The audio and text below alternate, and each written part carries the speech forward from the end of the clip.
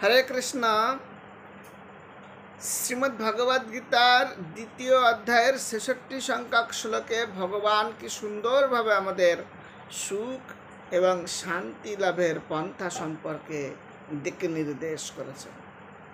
সেখানে ভগবান শ্রীকৃষ্ণ বলেছেন, নাস্তি বুদ্ধির অযুক্তস্য ন চ যুক্তস্য ভাবনা ন চাভা অভয়ত শান্তির অশান্তস্য কুত সুখম।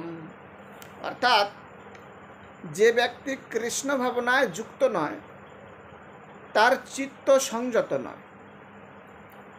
অর্থাৎ যে ব্যক্তি কৃষ্ণ ভাবনামৃত গ্রহণ করেনি সে কখনো সংযত হতে পারে না,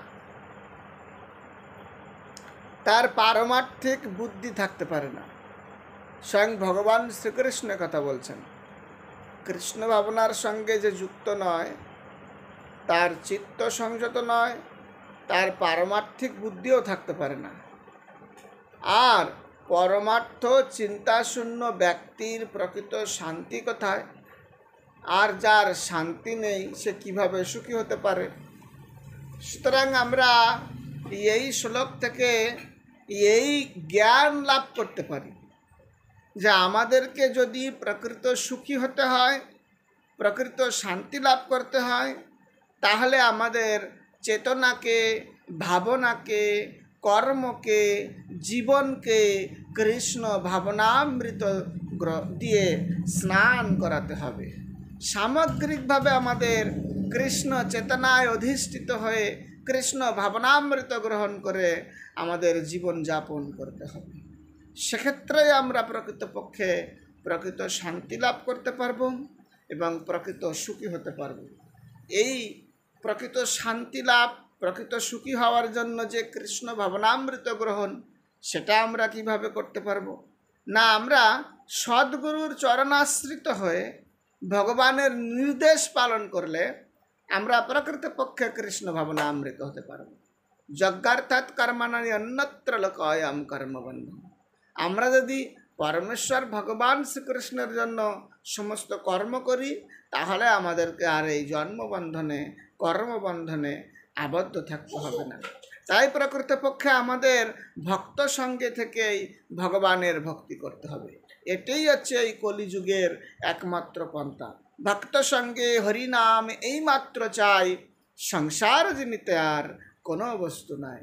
তাই আমাদেরকে শুদ্ধ ভক্তদের সঙ্গ থেকে ভগবানের নাম কীর্তন করতে হবে, ভগবানের সেবা করতে হবে, ভগবানের ধামে ভ্রমণ করতে হবে এবং ভগবানের জন্য জীবন উৎসর্গ করতে হবে। ভক্তি বিনোদ ঠাকুরের কথায়, মানস দেহ গেহ যো কিছু মোর ওরে পেল তুয়া পদে নন্দ কিশোর। আমার জীবনের যা কিছু ভগবান আমাকে দিয়েছেন সবই আমাদেরকে কৃষ্ণের চরণে সমর্পণ করতে হবে। এভাবেই আমরা ধীরে ধীরে বৈধি ভক্তির অনুশীলন করে আমরা কৃষ্ণ প্রেম লাভ করতে পারবো। এবং যখন আমরা কৃষ্ণ প্রেম লাভ করতে পারবো তখন আমরা কৃষ্ণ ভাবনামৃত গ্রহণ করতে পারবো। এবং যখন আমরা কৃষ্ণ ভাবনামৃত গ্রহণ করতে পারবো তখন আমরা শান্তি লাভ করতে পারবো। এবং যখন আমরা শান্তি লাভ করতে পারবো তখনই আমরা প্রকৃতপক্ষে সুখী হব। সুতরাং আপনারা সকলেই একসঙ্গে আসুন, আমরা কৃষ্ণ ভাবনামৃত গ্রহণ করে শান্তি লাভ করি এবং যথার্থ সুখে জীবনযাপন করি।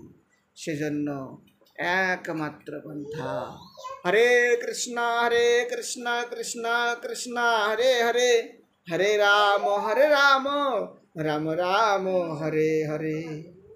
কৃষ্ণচন্দ্র ভগবান কি জয়।